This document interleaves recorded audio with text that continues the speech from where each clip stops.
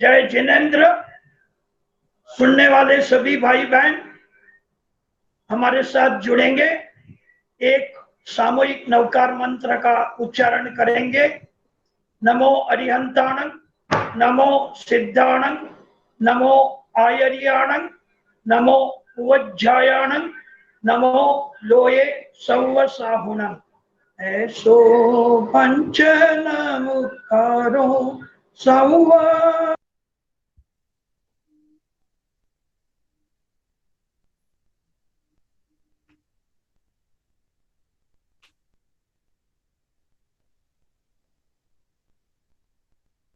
Phone unmute करिए। और सब लोगों से निवेदन है, प्लीज कोई संजय जी के फोन को म्यूट ना करे।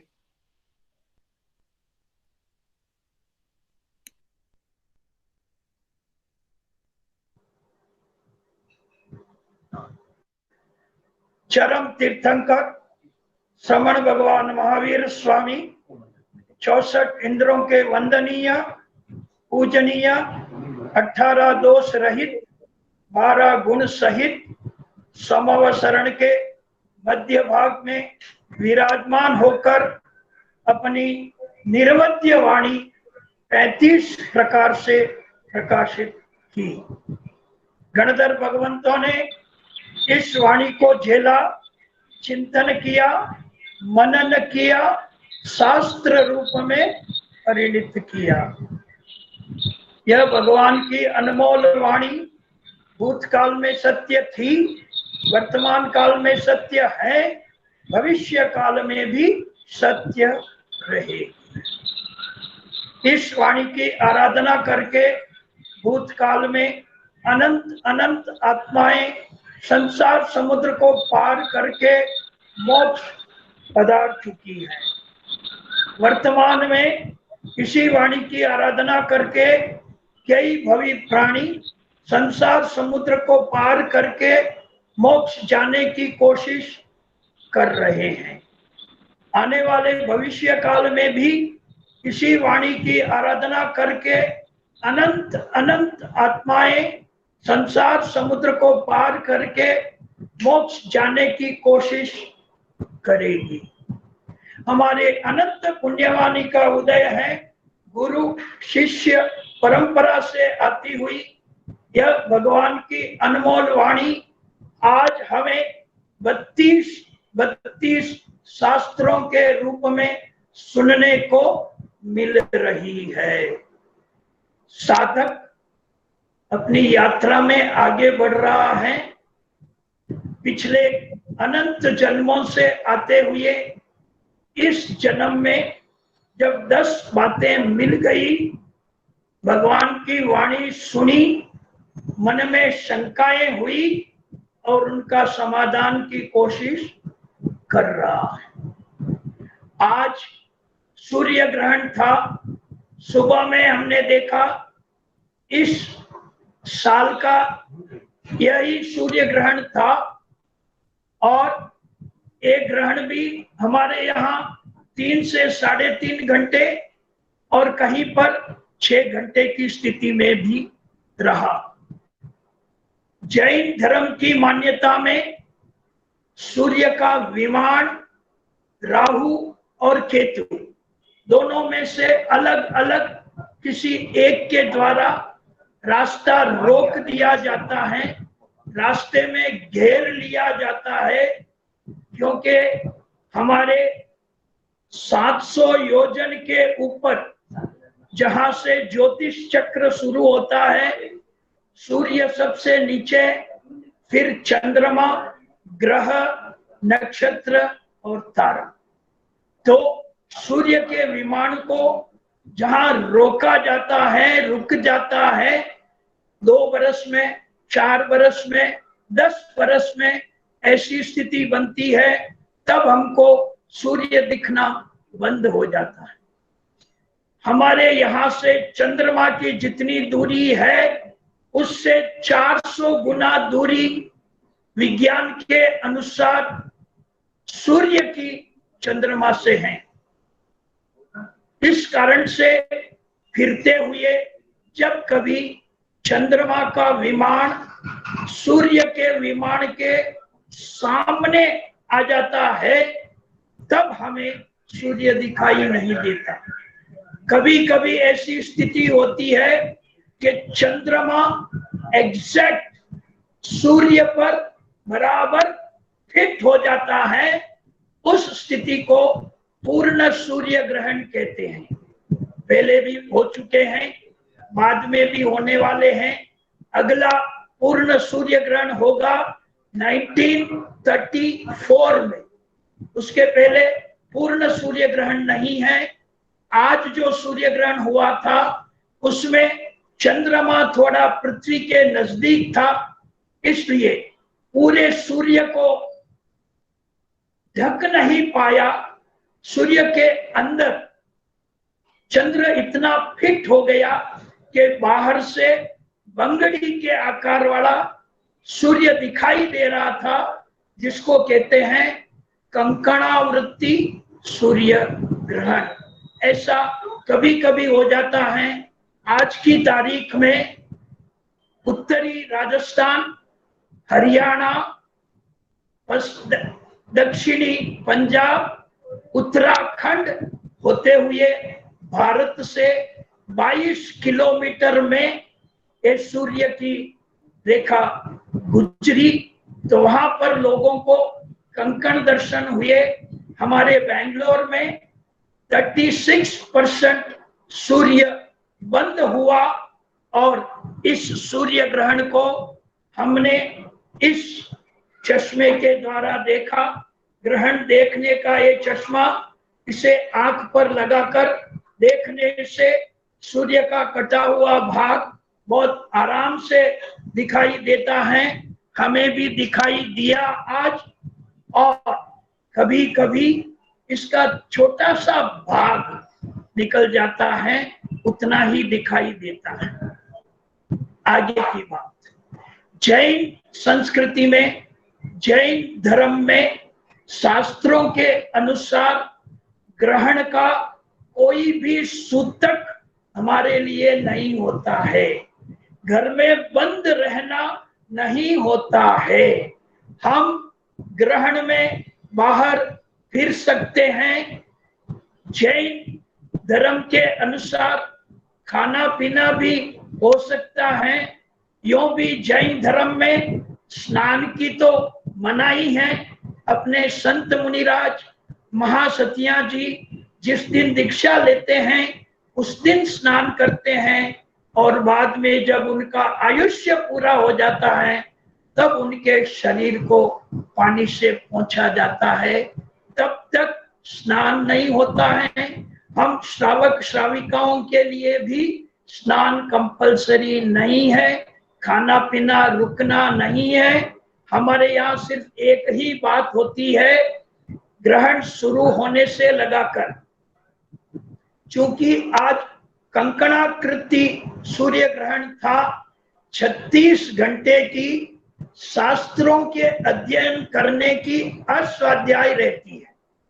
आज सुबह 10:09 से कल सुबह 24 घंटे के बाद कल रात्रि में 10:09 पर ये अस्वाध्याय पूरा होगी। हम अगले शास्त्रों का स्वाध्याय मंगलवार की सुबह सूर्य उगने के 36 मिनट बाद कर सकेंगे।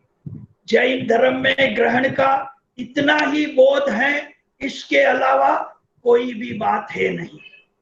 हिंदू धर्म में स्नान करना, भोजन नहीं करना, कल शाम को, कल रात्रि में 10 बजे से सूतक का चालू हो जाना, आदि आदि व्यवस्था जब देखते हैं, हमारे बहुत से बंधु जानते हुए भी उन हिंदू धर्म की मान्यताओं को लेकर हमारे यहाँ पर भी ग्रहण की ऐसे 5-6 दिन से व्हाट्सएप मिलते रहे हैं, जिसमें वही बात बताई गई है।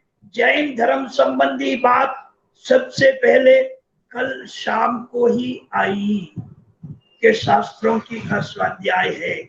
हम आगे से भी ध्यान रखेंगे। हमारे ग्रहण, भले ही सूर्य ग्रहण हो, चंद्र ग्रहण हो, पूरा चंद्र ग्रहण हो तो 36 घंटे, छोटा चंद्र ग्रहण हो तो 24 घंटे, छोटा सूर्य ग्रहण हो 36 घंटे, पूरा सूर्य ग्रहण हो 48 घंटे। शास्त्रों की अष्टाध्यायी के अलावा हमारे यहाँ किसी प्रकार की रुकावट नहीं होती है। इस ग्रहण काल में सामायिक कर सकते हैं। शाम का समय हो, अगला सूर्य ग्रहण 25 अक्टूबर 2022 दीपावली के दिन होगा, वो भी शाम को 4:30 से 6:30 बजे के गोधूलिक समय में। दीपावली का पूजन करने वाले गोधूलिक समय ढूंढते हैं। गोधूलिक समय में सूर्य ग्रहण पूरा होगा, लेकिन हमारा पाखी का प्रतिक्रमण उसी ग्रहण में शुरू हो जाएगा। उससे सामायिक करने में, प्रतिक्रमण करने में, माला फेरने में, प्रार्थना करने में किसी प्रकार की रुकावट नहीं है, शास्त्रों की अष्टाध्यायी के अलावा। ग्रहण के बारे में इतना ही बताना था। हम चलते हैं महावीर। हमारे शासनपति 24वें तीर्थंकर ऋषभ देव जी के हमारे पास 13 भव है। अरिष्ट नेमी जी 22वें तीर्थंकर के 9 भव की व्याख्या है। पारसनाथ जी के 10 भव की जानकारी है। और महावीर के सम्यक प्राप्ति के बाद सभी तीर्थंकरों के भी सम्यक प्राप्ति के बाद के भव ही गिने जाते हैं। तो महावीर के 27 भव गिने गए हैं, ये हम जानते हैं। आज हम एक विशेष बात को देखने जा रहे हैं। महावीर के सम्यक प्राप्ति के पहले कितने भव हुए थे, कितने जन्म हुए थे। हमारे भी आज के पहले अनंत भव हो चुके हैं। निगोद से निकलने के बाद महावीर की आत्मा के भी निगोद से निकलने के बाद अनंत भव हो चुके हैं। देवता के, नारकी के, तिर्यंच के, मनुष्य के, चारों गति में सभी तरह के जीवों में 84 लाख जीवा योनियों में जन्म हो चुका है। हमारा भी जन्म हो चुका है। हम तीर्थंकर के व्याख्यान में भी गए हैं, तीर्थंकर के पास दीक्षा भी ली है, केवड़ियों के पास भी दीक्षा ली है, गणधर और गुरु भगवंतों के पास भी दीक्षा ली है। गुरु भगवंत कह सकते हैं, गणधर भगवंत कह सकते हैं, आचार्य भगवंत कह सकते हैं। तीर्थंकर तो भगवंत होते ही हैं। उनकी गैर मौजूदगी में जो हमारे सर्वे सर्वा होते हैं, उनको भी हम भगवंत कह के संबोधन कर सकते हैं। तो महावीर की आत्मा भी अनंत भवों का चक्कर करते हुए महाविदय क्षेत्र के प्रतिष्ठानपुर नगर में एक लकड़हारे के रूप में जन्म लिया। लकड़ी का काम करने वाले बढ़ई, जिनका नाम नैसार। नैसार भी ऑर्डिनरी सभी व्यक्तियों की तरह आराम से मनुष्य जन्म प्राप्त किया था। 10 बातें नहीं मिली थी, क्योंकि प्रभु बताते हैं हमको पूर्व जन्म की पुण्यवाणी से मनुष्य जन्म, आर्य क्षेत्र, जैन परिवार, लंबा आयुष्य, 5 इंद्रियां, निरोगा शरीर, संत सत्याजी का योग और भगवान तीर्थंकर की वाणी सुनने को मिलना, ये 8 बातें हम सभी जैनियों को मिली हुई हैं, सबके लिए बराबर हैं। अब 9वीं और 10वीं बात में अंतर पड़ता है।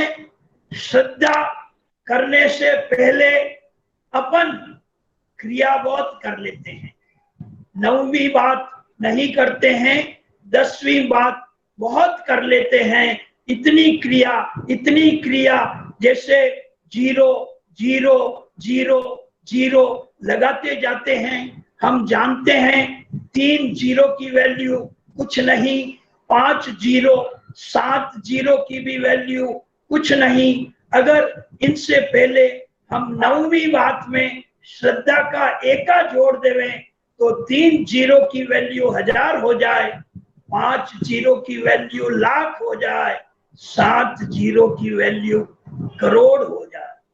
तो महावीर की आत्मा भी सम्यक्त्व दशा को कैसे प्राप्त किया, इसी बात के बारे में आज हमें सोचना है, समझना है, जानना है। बहुत बार बहुत कुछ सुना है। वह लकड़हारा नैसार जंगल में जाता, सोमवार और गुरुवार लकड़ियां पेड़ काट कर लकड़ियां ले आता। जो लकड़ी उपयोग में नहीं होती उनको जलाने के लिए बाजार में कम भाव में बेच देते। जो अच्छी लकड़ी होती उसका फर्नीचर बनाया जाता। मंगलवार, बुधवार, शुक्रवार, शनिवार, रविवार के दिन, हाट के दिन बनाया हुआ फर्नीचर बाजार में ले जाकर बेच देते और अपने परिवार का गुजरान चलाते थे। इतनी सी बात थी। एक बार जब वो सोमवार को जंगल में लकड़ी लाने के लिए गए, साथ में और भी उनके साथी थे, देखा पेड़ काटने की कोशिश कर रहे। दोपहर का समय हो गया, भोजन करने बैठे। भोजन करने से पहले क्या देखते हैं, उस जंगल में 2 आकृतियां आ रही है। रुक गए, भोजन प्रारंभ नहीं किया, उनकी ओर देखते रहे। नजदीक आने पर मोमबत्ती बंधे हुए 2 गुरु महाराज पधार रहे हैं। देखते ही नैसार को ध्यान में आया, अरे ये तो जैनियों के साधु हैं, बहुत बार हमारे गांव में भी आए हैं, हमने इनको देखा है। वो भी उठ खड़ा हुआ, सामने गया। गुरु भगवंत, आप जंगल में कैसे?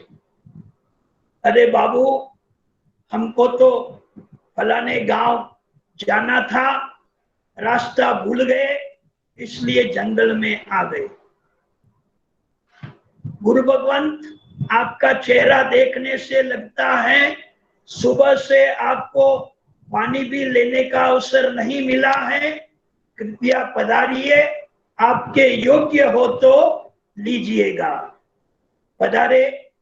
गर्म पानी तो मिलने से रहा, पानी की छाछ, दूध की छाछ बनी हुई और जो भी सूझता आहार मिला गुरु भगवंतों ने लिया।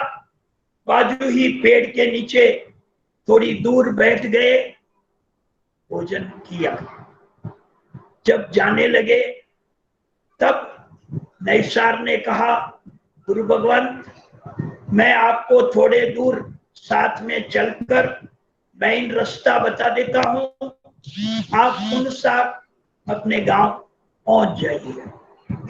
गुरु भगवंतों ने कहा, ए नैसार, तूने हमें नगर में जाने का रास्ता दिखाया, हम तुम्हें भगवान की वाणी के आधार पर मोक्ष जाने का रास्ता बताते हैं, लेन देन वहीं का वहीं बराबर हो जाए। बताई दो, आपको जो भी बताना है बताई दो। गुरु भगवंतों ने कहा, देखो नैसार, हिंसा, झूठ, चोरी, मैथुन, बाप जी ठहरो ठहरो ठहरो, ये सब बड़ी बड़ी चीजें मेरी समझ में नहीं आती है, मुझे तो आप कोई छोटी सी बात बताइए। तब गुरु भगवंतों ने कहा चलो एक ही बात करते हैं, तू जो ये हरे झाड़ कतरता है, ज्ञानियों ने इस झाड़ में भी जीव बताए हैं, वनस्पति के जीव हैं, उन जीवों की घात नहीं करनी है, तो कम से कम तो इतना ध्यान रखना कि मुझे हरे झाड़ नहीं कतरना है, बस। ये तो मैं कोशिश कर लूंगा बाप जी। बाप जी ने उनको पचकान दिए, बने जहां तक जान बूझकर हरिया पेड़ नहीं कतरना। संत अपने रास्ते चले गए, नैसार आकर अपने स्थान पर बैठ गया, भोजन कर लिया, लकड़ी का काम किया। उस दिन तो काट लिया था, लेकिन आगे से जब भी जंगल में जाना होता, हरा पेड़ नहीं काटने की चॉइस रखते। संतों को गोचरी बहलाने से उनको पुण्यवाणी का बंध हुआ। बहुत बार हमने ये सुना है, महाराज साहब को गोचरी बहराई और उनको सम्यक्त की प्राप्ति हो गई। नहीं नहीं नहीं नहीं, आगे से हम ध्यान रखेंगे, स्वाध्यायी बंधु विशेष ध्यान रखेंगे। संतों को गोचरी बहराने से पुण्यवाणी का बंध होता है। 25 बोल में पुण्यवाणी के 9 कारण हैं। अन्न पुण्य, पान पुण्य, लयन पुण्य, शयन पुण्य आदि आदि हम जानते हैं। तो वहां पर पुण्यवाणी का बंध हुआ, सम्यक्त की प्राप्ति नहीं हुई। सम्यक्त की प्राप्ति कैसे हुई, अब आगे सुनिएगा। घर आ गए। अब उस दिन के बाद वो सूखे पेड़ तलाशते। सूखे पेड़ तो जंगल में बहुत कम मिलते, हरे पेड़ तो बहुत ज्यादा होते, तो लकड़ियां बहुत कम मिलती, तो कम लकड़ियां नहीं लाना पड़ती, तो काम भी कम होना शुरू हो गया। अब हम जानते हैं, अगर हमारे आमदनी व्यापार में कमाई कम होवे तो सबसे पहले कौन आका करे? हाँ, बच्चों की माँ घर में से ही खाका करना शुरू कर देवे कि ऐसा क्या सोगन ले लिया, छोड़ दो ये सोगन, तोड़ दो ये सोगन, कमाई आना बंद हो गई, मैं बच्चों का लालन पालन कैसे करूं? लेकिन नैसार ने कहा नहीं, गुरु भगवंतों ने जो पचकान दिए हैं, मैं उन पचकान को तोड़ूंगा नहीं। भले ही आमदनी कम हो जाए, मिष्टान्न नहीं खाएंगे, 2 रोटी चावल खा के अपना पेट भर लेंगे, लेकिन गुरु भगवंतों द्वारा दिया हुआ सोगन मैं नहीं तोड़ूंगा। बस इतनी दृढ़ता रही। उस दृढ़ता के कारण से लिए हुए पचकान को नहीं तोड़ने की दृढ़ता के कारण से नैसार को सम्यक्त की प्राप्ति हुई। ध्यान रखो, अपने भूतकाल के रोज प्रतिक्रमण में बोलते हैं, भूतकाल के पाप काटने हो तो प्रतिक्रमण है, वर्तमान के पाप नहीं लगने हैं मुझे तो संवर है। 48 मिनट से कम सामायिक है 48 मिनट की। एक दिन साधु संत जैसे रहना और खाना खाना जिसका नाम दया, एक दिन साधु संत जैसे रहना और खाना नहीं खाना उसका नाम औसत। हमारे लिए आज के पाप रोकने के ये 4 ही कारण, सामायिक, दया, औसत, संवर। पचकान लेते ही द्विवेनन से 3 में से 2 पाप बंद हो जावे तो पूरी दुनिया के 67% पाप हमारे बंद हो जाते हैं। उस नैसार ने भी अपने लिए हुए सोगन को तोड़ने की इच्छा नहीं करी। इस कारण से उनको सम्यक्त की प्राप्ति लिए हुए पचकान निभाने के लिए भी। 10 तरह के पचकान हम भविष्य के, कल पाप नहीं लगना इसलिए लेते हैं। 10 तरह के पचकान, 3 समय संबंधी, 4 भोजन संबंधी, 3 भोजन नहीं करने संबंधी, नौकारसी, पोरसी, 2 पोरसी, समय संबंधी, उसके बाद सब कुछ खा सकते हैं। एकासन, एकल खाना, आइबिल, नीवी, एक टेमिच खाना, अलग अलग ढंग का खाना, उपवास, अभिग्रह और दिवसचर्य या भवचर्य, इसमें खाना बिल्कुल नहीं खाना। इस तरह के पचकान उस नैसार ने भी लिए थे गुरु भगवंतों से और दृढ़ता से पाले। उसका फल क्या मिला ये अब देखेंगे। एक दिन सूखी लकड़ी को ढूंढते हुए नैसार जंगल के बहुत अंदर चला गया। एक सूखा हुआ पेड़ मिला जो बावनिया चंदन था, सूखा हुआ था। नैसार ने सोचा मुझे सूखा हुआ पेड़ मिल गया। उस पेड़ की लकड़ियां काट कर बटोर ली, लेके आ गए।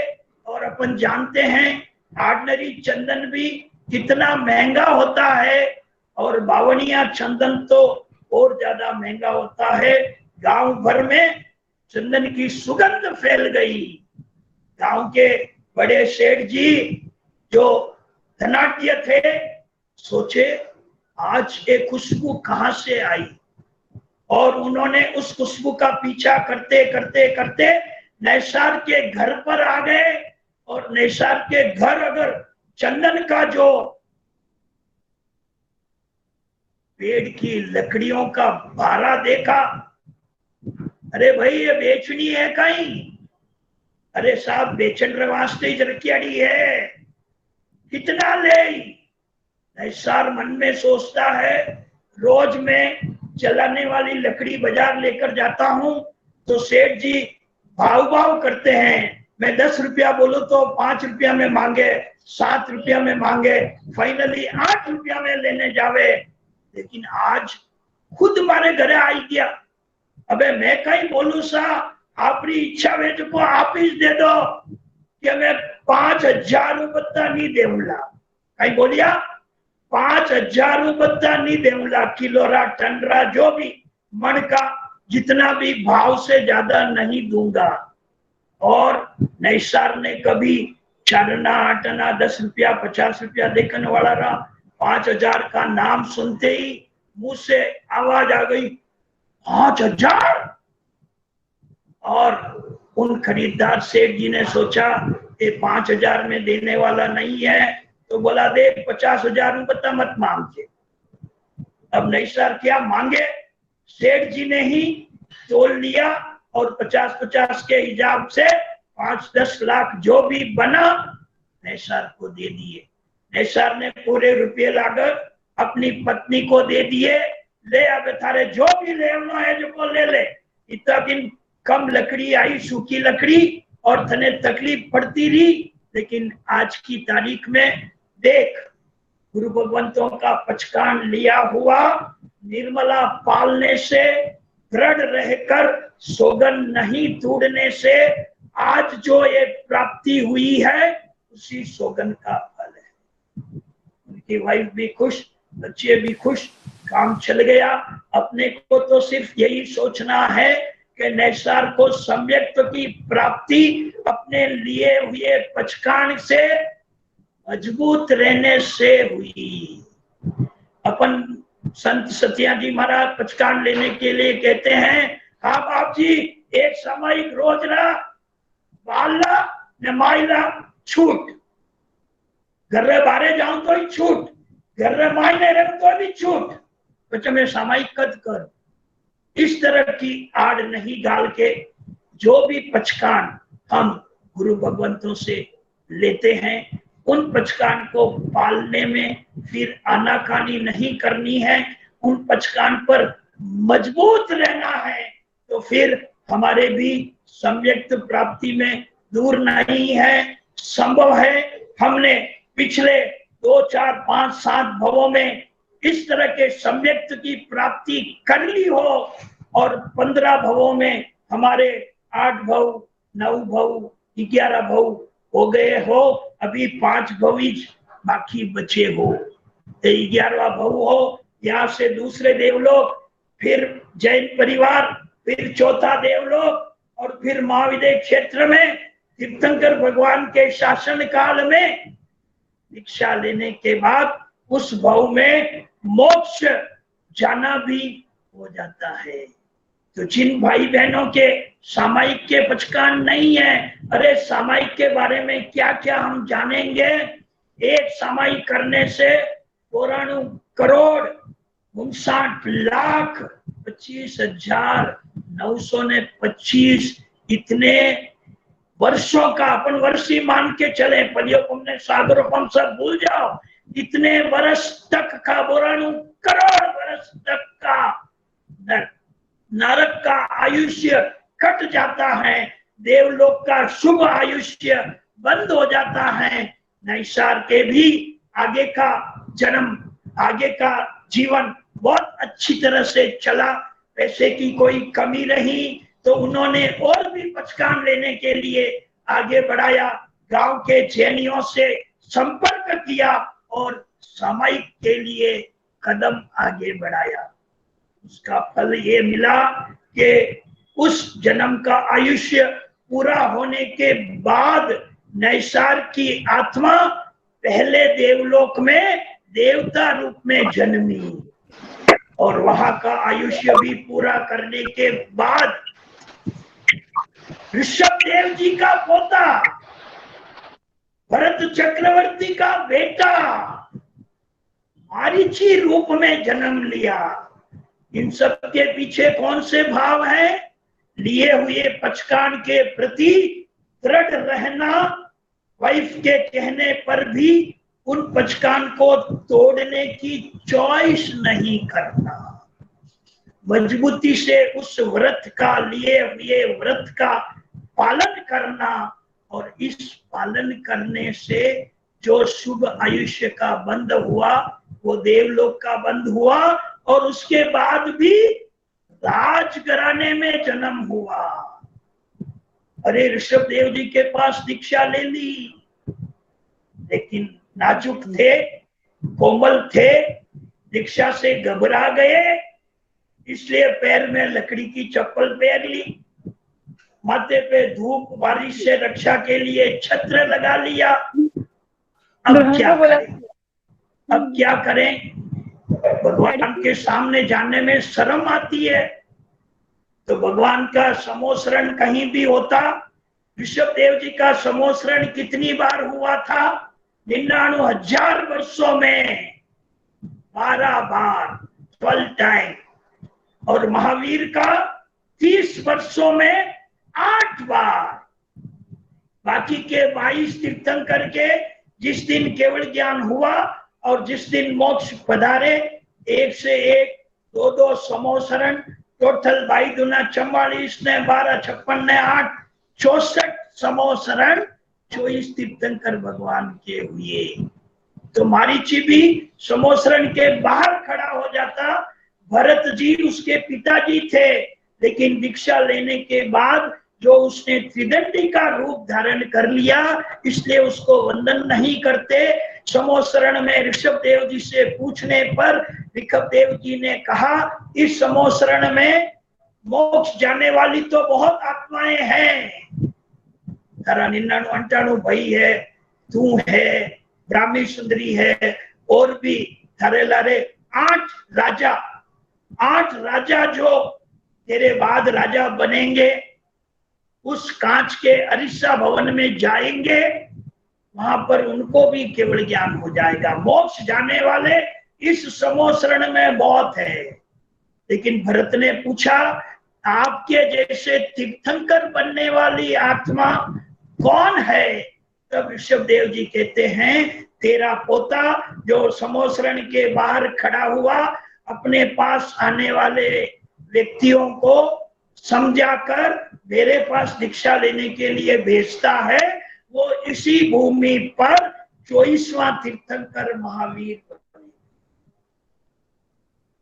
व्याख्यान के बाद भरत जी आए होने वाले तीर्थंकर महावीर के रूप में मारीची को वंदन किया तो मारीची खुश हो गया, आज मेरे पिताजी ने मुझे वंदन कर लिया। बाजू में जो खड़ा था उसने कहा, अरे भाई ऋषभदेव जी ने कहा कि तू तीर्थंकर बनने वाला है, इसलिए तुझे वंदन किया, तुझे मारीची समझकर वंदन नहीं किया।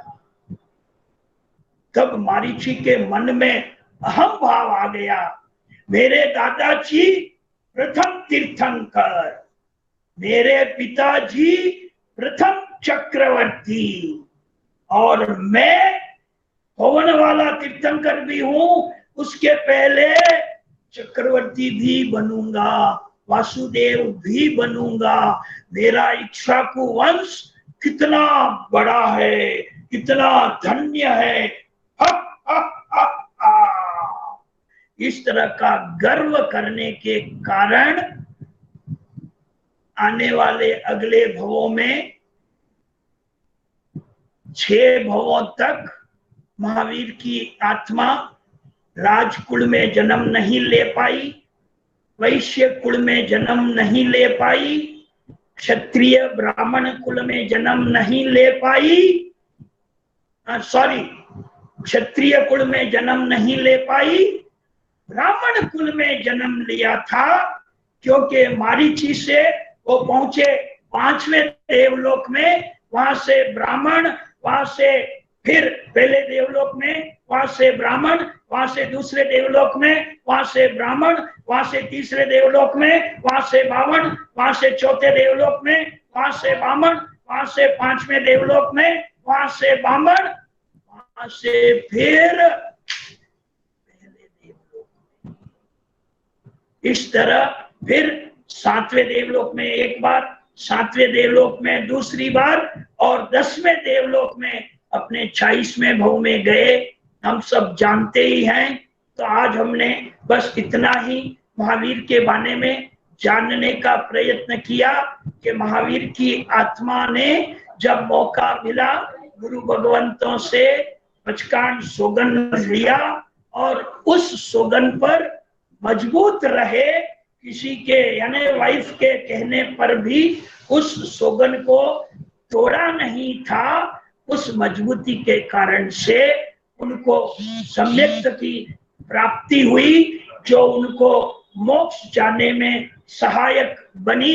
क्योंकि सम्यक्त प्राप्त हम अगर एक बार कर लेवे तो अर्ध पुद्गल परावर्तन में मोक्ष तय हो जाता है। बस इन्हीं शब्दों के साथ समय होता जा रहा है। अभी आपके प्रश्न पूछने ताछने होंगे। फिर महावीर 19वें भव में त्रिपुष्ट वासुदेव बने। वहां से सिर्फ हिंसा ही हिंसा थी। आप जानते हैं, सेवक के कानों में शीश डाला, शेर को हाथ से चीर कर मार दिया। उसका फल उनको जब महावीर के भव में प्राप्त करना था, आप सब जानते ही हैं। उस बात पर नहीं जाता हूं। लेकिन 20वें भव में 7वीं नरक में चले गए। 7वीं नरक 33 सागरोपम का काल, ऋषभदेव जी से महावीर तक चौथे आरे का काल। 1 करोड़ को 1 करोड़ से गुना करें, 1 पर 14 जीरो लिखे, 14 जीरो, इतने सागरोपम। उस बीच में तो 33 सागरोपम, छमके में जितना घी डालते हैं ना, उतना ही चला जाता है। तो 7वीं नरक से निकली हुई आत्मा मनुष्य भव प्राप्त नहीं कर सकती। उसको तिर्यंच में ही जाना पड़ता है। उसकी गति 10 ही है। सन्निध तिर्यंच के अपर्याप्ता और पर्याप्ता 5 और 5। तो 21वें भव में महावीर की आत्मा शेर बनी, और शेर तो हिंसक प्राणी है। तो 22वें भव में पहले देवलोक में गई। कहीं कहीं चौथा देवलोक वर्णन आता है, लेकिन आप चेंज कर लीजिए। 21वें भव में पहले देवलोक में ही गए।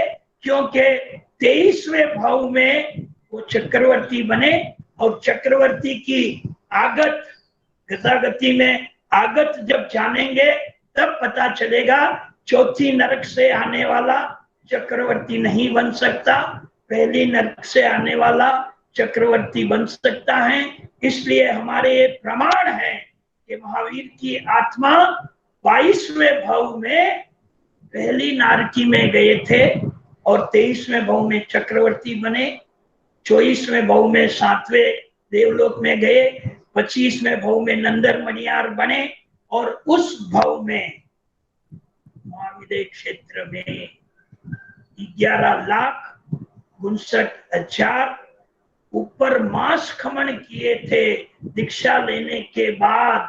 इस कारण से वहां पर महावीर का आयुष्य बंद हुआ। हमको भी 71 to 85 का आयुष्य मिलता है अगर बीज पांचम आठम 11 14 के दिन किसी न किसी प्रकार का नौकारसी पोरसी से लेकर आइंबिल एकाशना उपवास आदि कोई भी प्रकार का तप करते हुए अगर आयुष्य का बंद करते हैं तो महावीर को भी उम्र मिली 72 years 6 months 18 days।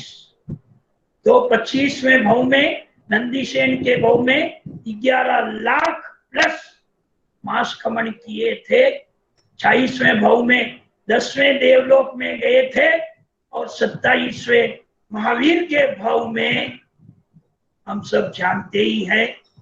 उस मारीची के भाव में किए हुए अहंकार के कारण ऋषभदत्त देवानंदा की कुक्षी में आए थे। इंद्र के कारण हरणगमेशी देव ने गर्भहरण किया था।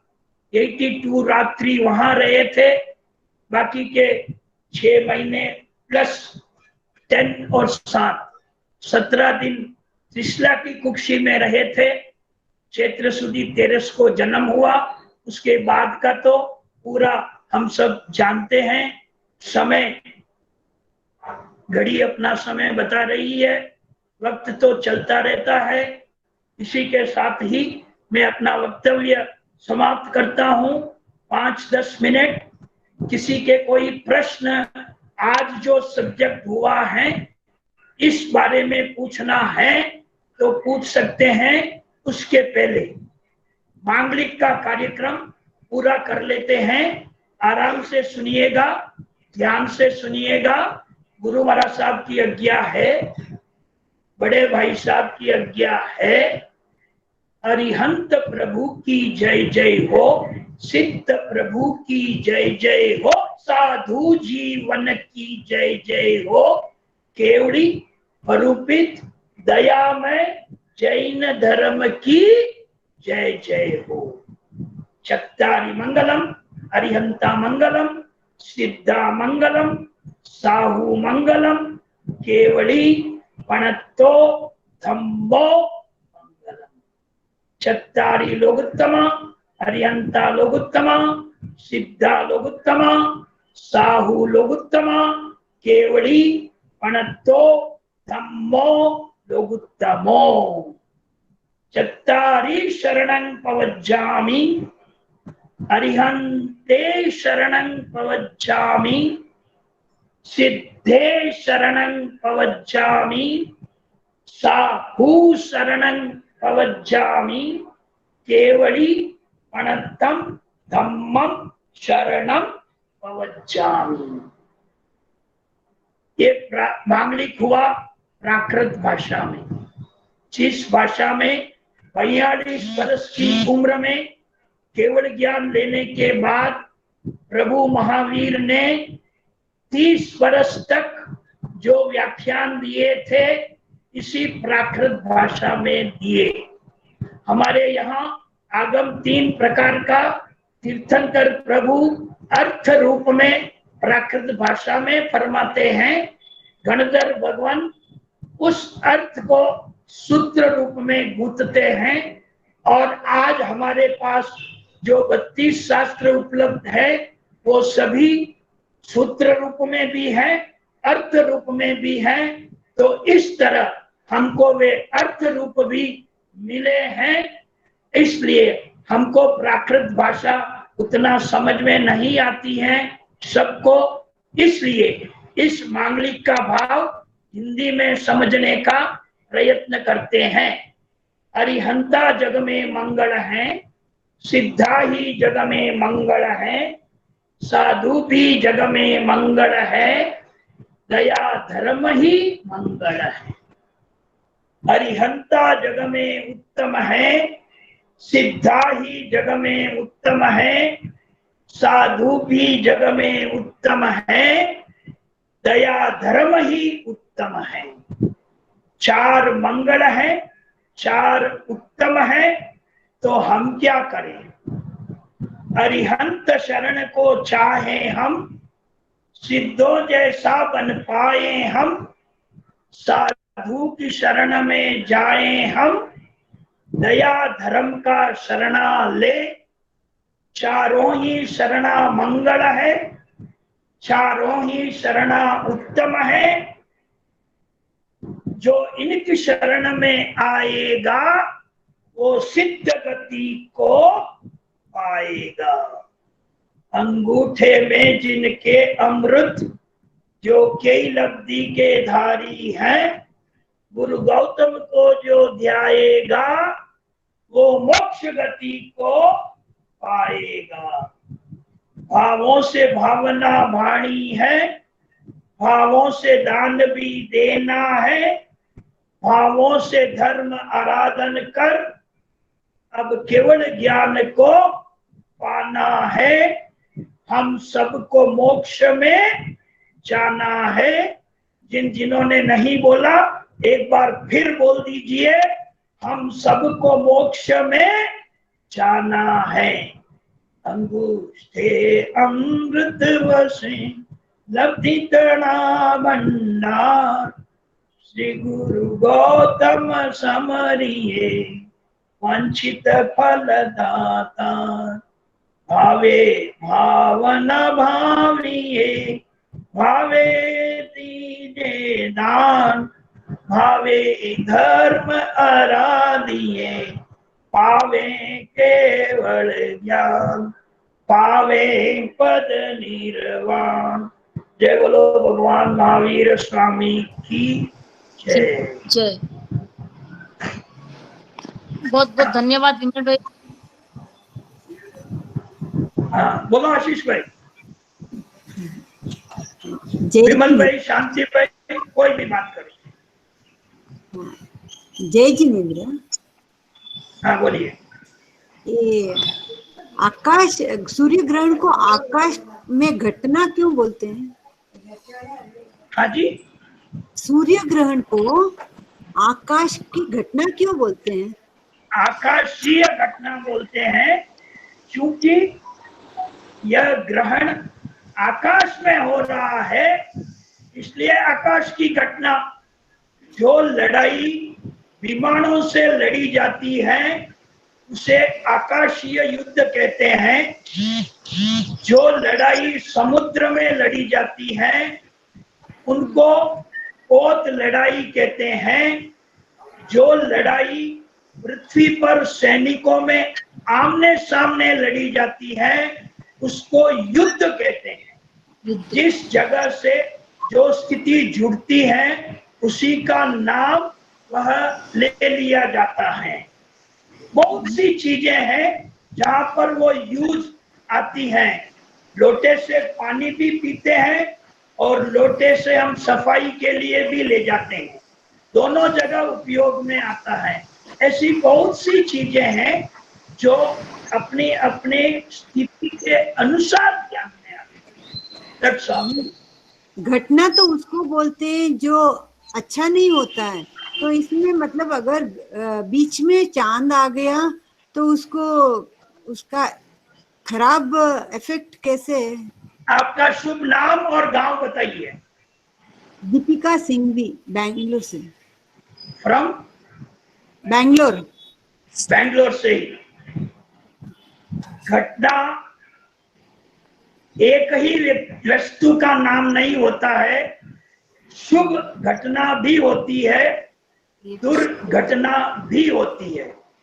जिस घटना से अच्छे कार्य होते हैं, हमारे शादी ब्याह होते हैं, हम उसको घटना नहीं कहते। हमारे परिवार में बच्चों का जन्म होता है, हम उसे घटना नहीं कहते, वो भी घटना होती है। घटना का मतलब है कोई कार्य होना। अब शुभ कार्य, अशुभ कार्य, घटना से बुरा कार्य नहीं गिना जाता, दुर्घटना से बुरा कार्य गिना जाता है। आकाशीय घटना का मतलब है आकाश में होने वाली घटना, इस कारण से उसका नाम आकाशीय घटना होती है। अगर एरोप्लेन आकाश में उड़ते उड़ते एक दूसरे से टकरा जावे, बहुत बार होता है, हमारे सैनिकों के विमान कर्तव्य दिखाते हुए भी आपस में भिड़ जाते हैं, उसको आकाशीय दुर्घटना कहते हैं।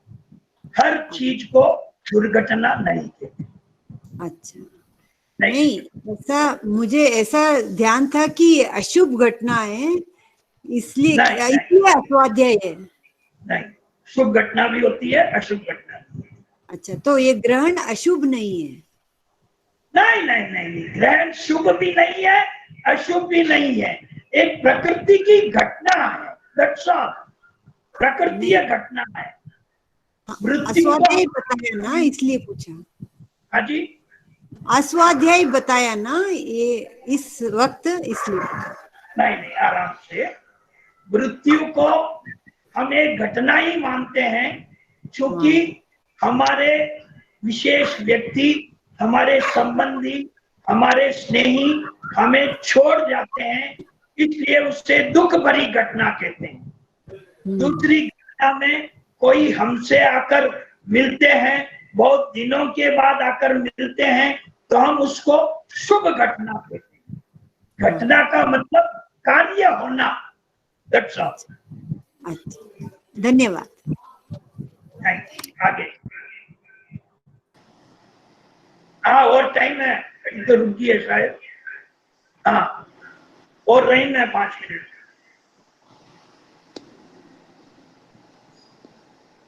और कोई प्रश्न हो तो महावीर संबंधी, ग्रहण संबंधी, दोनों ही। मैंने पूर्ण सूर्य ग्रहण 7 मिनट तक नंगी आंखों से देखा है।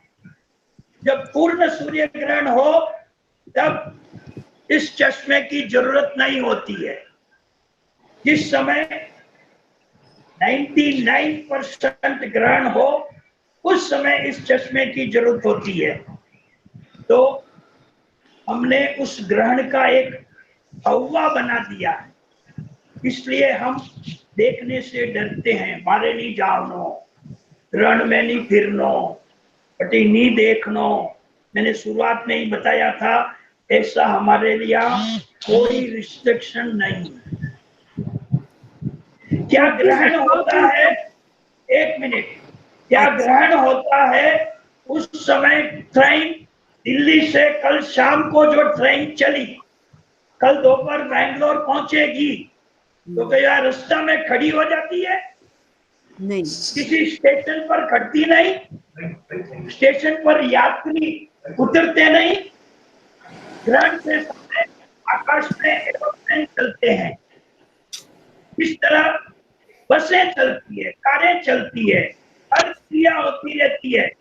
भद्रावती की आयरन फैक्ट्री 24 घंटे चलती है, तो रुक जावे तो उसको शुरू करने में 3 दिन लगे। तो ग्रहण के से कोई फर्क नहीं, कोई। तो फिर अस्वाध्याय क्यों बताया? अस्वाध्याय, पूरी अस्वाध्याय 32 प्रकार की है। 10 प्रकार की अस्वाध्याय आकाशीय संबंधी है, 10 अस्वाध्याय वस्तुएं संबंधी है, 12 अस्वाध्याय समय संबंधी है, पूर्णम एकम आदि आदि की स्थिति में। ग्रहण के समय संभव है हमारे उच्चारण में कोई कमी आ जाए, हम प्राकृत को पढ़ते हुए गलत पढ़ने में और उस समय किसी देवता का इस तरफ आना हो जाए, जैसे हमने कन्नड़ा फिल्मों में, तमिल फिल्मों में देखा है, एक राजस्थानी सेठ को दिखा देते हैं, तो आधी आधी तमिल और हिंदी में मिली जुली बात कहता है और हम देखने वाले सब हंस जाते हैं, तब हमको बुरा लगता। तो ऐसी स्थिति में उन देवताओं को कहीं ऐसा नहीं लगे कि ये हमारी मजाक कर रहे हैं, हमारी प्राकृत को तोड़ मरोड़ के बोल रहे हैं, तो हमारा उपद्रव नहीं करते हुए।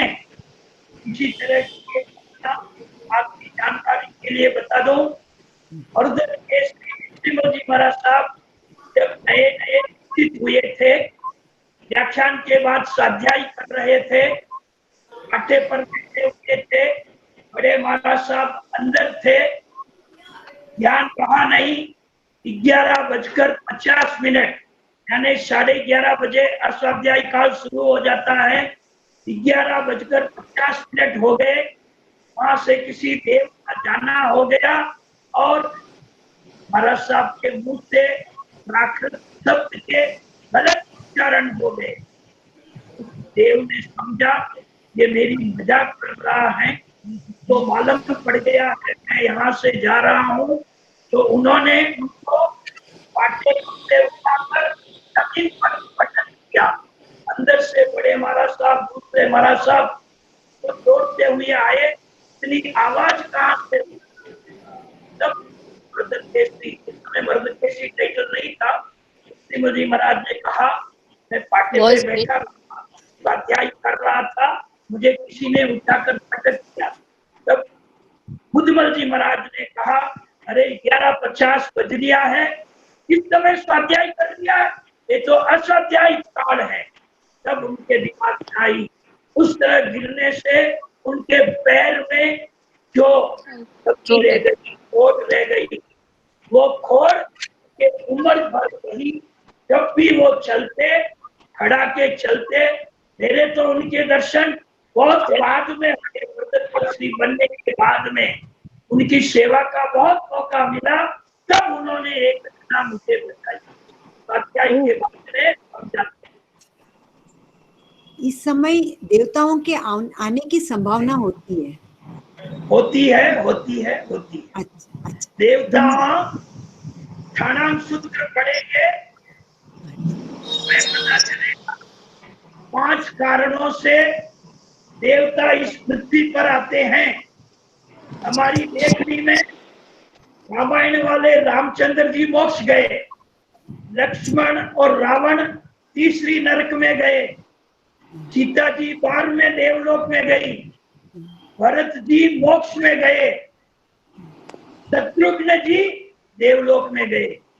तो सीता वहां योगी ज्ञान से देखा, तीसरी नारकी में रावण और लक्ष्मण की आत्मा यहाँ पर भी झगड़ा कर रही है। हिंदू रामायण में रावण को राम मारते हैं, जैन रामायण में रावण को लक्ष्मण, रावण वसुदेव, लक्ष्मण वासुदेव, राम वन को राम नहीं मारते हैं, लक्ष्मण रावण को मारते हैं, तो वहां पर भी झगड़ा कर रहे हैं। तो सीता की आत्मा देव बनी हुई, लेडीज देव नहीं, जेंट्स देव आई और यहाँ से तीसरी नरक में जाकर दोनों को समझाई, दोनों समझते थे। तब रावण महाविदय क्षेत्र में तीर्थंकर बनेंगे, हमारे इस भरत भूमि पर नहीं। महाविदय क्षेत्र में जब रावण की आत्मा तीर्थंकर बनेगी, तब सीता की आत्मा उनके बनदर, तो दोनों सम्यक भी है। इस कारण से लक्ष्मण की आत्मा, रावण की आत्मा आज तारीख में तीसरी नरक में है, लेकिन वहां पर झगड़े नहीं।